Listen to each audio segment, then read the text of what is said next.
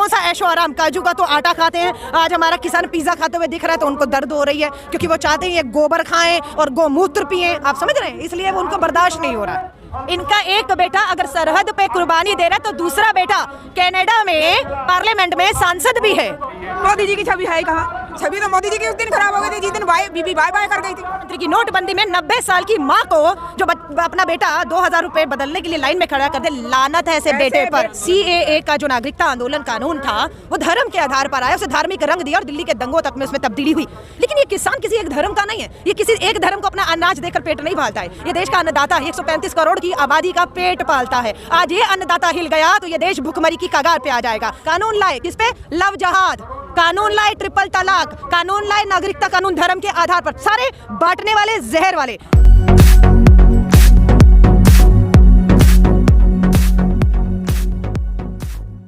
सरकार की तरफ से ये कहा जा रहा है कि हम जो है किसानों की मांग मानने के लिए मंजूर हैं, लेकिन विपक्ष जो है उनको भड़का रहा है, गुमराह कर रहा है, राजनीति की जा रही है। आपको लगता है ये गुमराह होने वाले लोग हैं?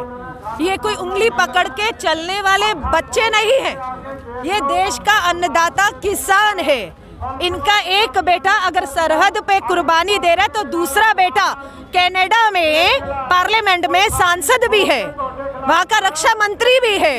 आप समझ रहे हैं? तो इन्हें हल्के में लेकर आप गुमराह हम किसानों को नहीं कर रहे, सरकार गुमराह है, हल्के में ले रही है इन्हें। मैं कह रही हूँ, हमने अपनी उम्र में ऐसा आंदोलन, अंतरराष्ट्रीय समर्थन मिल रहा है, UN तक ने कहा है, कनाडा, अमेरिका, UK में अंतरराष्ट्रीय समर्थन किसानों को मिल रहा है। तो मैं ये कहूँगी, मैं दिल्ली से आती हूँ, दिल्ली की परेशानियां जैसे जैसे ये आंदोलन आगे बढ़ेगा, मुझे मालूम है दिल्ली के लोगों की हमारी परेशानियां बढ़ेंगी, पर हमारा अन्नदाता अगर बारिश में, ठंड में, खुले में बैठा है तो हम किसी भी परेशानी को उठाने के लिए आने वाले समय में तैयार हैं।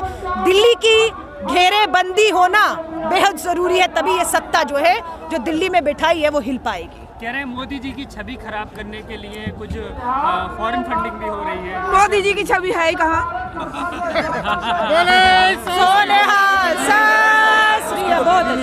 मोदी जी की छवि कब थी और कहाँ थी? ये मेरे को बताइए, मोदी जी की छवि कहाँ थी और कब थी? घर में, बाहर, कहाँ थी? छवि तो मोदी जी की उस दिन खराब हो गई थी जिस दिन बीबी बाय बाय कर गई थी। वो सबसे बड़ी छवि थी मोदी जी। मेरी बहन का दर्द सुना।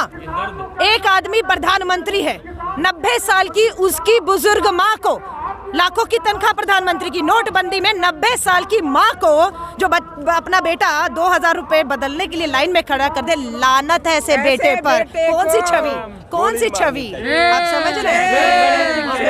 देश के लिए घर परिवार छोड़ दिया, देश ही मेरा परिवार। देश के लिए घर परिवार छोड़ दिया, 10 लाख का सूट नहीं छोड़ा गया, 25 करोड़ की संसद बना रहे, 1000 करोड़ की संसद बना रहे हैं, VVIP जो है 8500 करोड़ का प्लेन अपने लिए। कौन सी सुविधा उन्होंने अपने लिए, कौन सा ऐशो आराम, काजू का तो आटा खाते हैं। आज हमारा किसान पिज्जा खाते हुए दिख रहा है तो उनको दर्द हो रही है, क्योंकि वो चाहते हैं ये गोबर खाएं और गोमूत्र पिएं। आप समझ रहे हैं, इसलिए वो उनको बर्दाश्त नहीं हो रहा है। इससे पहले भी जो कानून आया है, चाहे वो ट्रिपल तलाक का कानून हो, CA का कानून हो, लगातार विरोध हुआ लेकिन वापस नहीं हुआ, सरकार जो बैकफुट पर नहीं आई। इससे क्या लगता है? देखिए, CAA का जो नागरिकता आंदोलन कानून था वो धर्म के आधार पर आया, उसे धार्मिक रंग दिया और दिल्ली के दंगों तक में उसमें तब्दीली हुई। लेकिन ये किसान किसी एक धर्म का नहीं है, ये किसी एक धर्म को अपना अनाज देकर पेट नहीं पालता है। ये देश का अन्नदाता है, 135 करोड़ की आबादी का पेट पालता है। आज ये अन्नदाता हिल गया तो ये देश भुखमरी की कगार पे आ जाएगा। आज केंद्र की सरकार कहती है 80 करोड़ लोगों को इस तालेबंदी में हम मुफ्त राशन दे रहे हैं। किसके दम पर? इस अन्नदाताओं के दम पर आप 80 करोड़ को मुफ्त का राशन दे पा रहे हैं। किसके दम पर? आपकी डूबती अर्थव्यवस्था, GDP जो डूब गई, तिनके का सहारा देकर उम्मीद की किरण बना हुआ है, तो ये कृषि सेक्टर बना हुआ है जिसने आपकी अर्थव्यवस्था को बचाया हुआ है। आज ये अन्नदाता की हार इस देश की हार होगी। इसलिए पीछे किसी को अगर हटना है तो वो अब केंद्र सरकार को हटना है, इन कानूनों से हटना है। हमारी सिंपल एक मांग है, पार्लियामेंट का सत्र बुलाइए, किसान बैठे हैं, इन्हें कहिए ड्राफ्ट नया तैयार करें, तीनों कानून वापस ले लीजिए, ड्राफ्ट ये बनाकर आपको देंगे पार्लियामेंट के सत्र पे। उस ड्राफ्ट को रखिए, विस्तार में चर्चा करिए, किसान मोहर लगा देगा, किसान घर चला जाएगा, हम खुशहाल अपने घर चले जाएंगे। प्रधानमंत्री ने बोल दिया, साफ कर दिया कि ये किसान के हित में बिल है और उनको अंतर्राष्ट्रीय स्तर पर मार्केटिंग किया जाएगा, मार्केट मिलेगा, इससे किसानों का फायदा होगा। क्या कहना चाहिए? देखिए, 6 साल पूरे हो गए केंद्र सरकार के, 4 साल बचे हैं।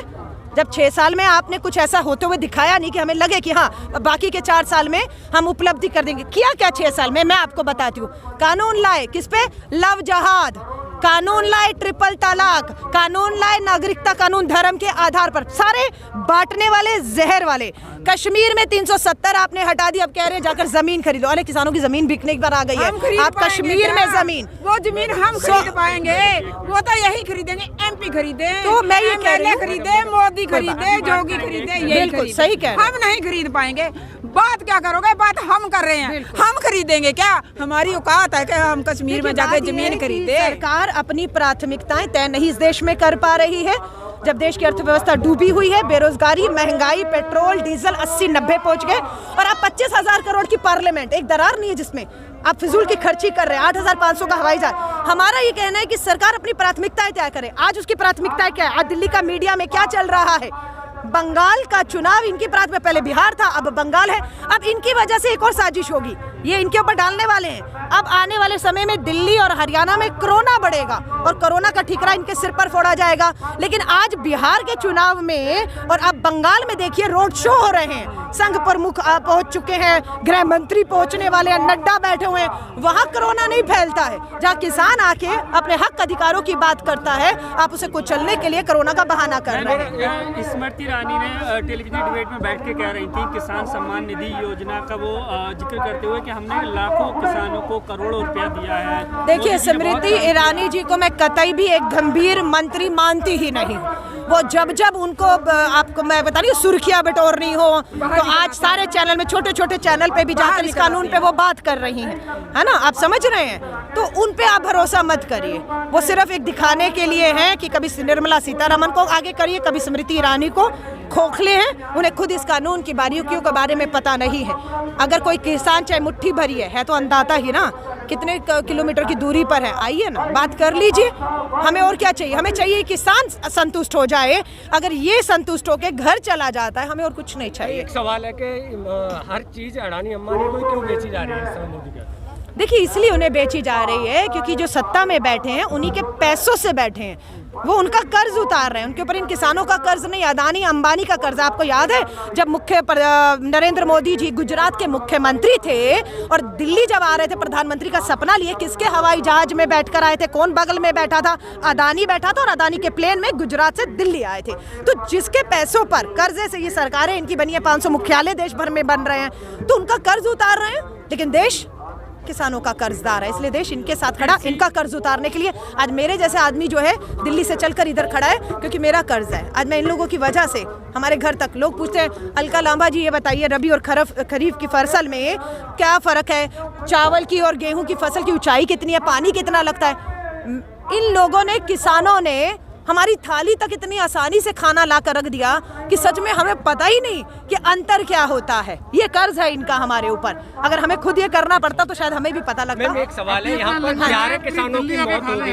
बिल्कुल जी, खिला ही रहे हो, देश को खिला रहे किसान। इस सर्द में 11 किसानों की मौत हो गई, सरकार की इस पर कोई भी टिप्पणी नहीं आ रही है, क्या कहना चाहिए? नहीं, उनसे उम्मीद भी कैसे कर सकते हैं कि वो इन कुर्बानियां, मैं आप मौत कहने में कुर्बानी कहूँगी, इस आंदोलन का हिस्सा थे और इसी आंदोलन में उन्होंने अपनी लास्ट अंतिम सांस ली है। तो ये कुर्बानियां हैं और इस सरकार से किसी तरह की भी संवेदनशीलता की उम्मीद मत करिए कि वो इन कुर्बानियों में भी जो है राजनीति देखेंगे और इन कुर्बानियों का भी ठीकरा जो इन किसानों के सर पे फोड़ेंगे। मुझे लगता है चुनौतियां बढ़ने वाली हैं क्योंकि किसान ठान गया है कि कानून वापस होगा, किसान यहाँ से वापस नहीं होगा। इसलिए मुझे लगता है ये चुनौतियां बढ़ेंगी, इसे हर तरीके का रंग देने की कोशिश की जाएगी विरोधियों द्वारा। लेकिन यहाँ का जो मैं कहूँगी किसान है, युवा है, हमारी माएँ बहनें खड़ी हैं, ये बहुत सतर्क है, आँख नाक कान खोल के सब सतर्क है कि किसी को, कोई भी इस आंदोलन को खराब करने का अवसर ना किसी को हम दें और ये शांतिपूर्वक अभी तक रहे। उम्मीद है आगे भी इसी तरह शांतिपूर्वक तरीके से अपने अंजाम तक, अपनी मंजिल तक पहुंचेगा। डटी क्यों हुई है? लास्ट सवाल है, सरकार पूंजीपतियों का दबाव है, इसमें कहाँ कंफ्यूजन है। ये अध्यादेश चोर दरवाजे से तालेबंदी में जून में पूंजीपतियों द्वारा ड्राफ्ट किया हुआ उनके दबाव में लाया गया है और उन्हीं के दबाव में सरकार इस कानून को वापस नहीं ले रही। ये भारी पड़ रहे हैं मोदी जी पर। बिल्कुल पड़ रहे हैं। कितना पैसा दिया इलेक्शन में, वो भारी पड़ते हैं उसे। देखिए अदानी अंबानी मोदी जी को लगता है किसान पीछे हट जाएगा, उसको फर्क नहीं पड़ेगा, ये चंद किसान है। लेकिन अदानी अंबानी ने हाथ हटा दिया तो ये सरकार गिर जाएगी, ये उन्हें पता है। उनके काले कारनामे, चिट्ठे पट्टे सब इन दोनों के पास है, इसीलिए बचा रहे हैं।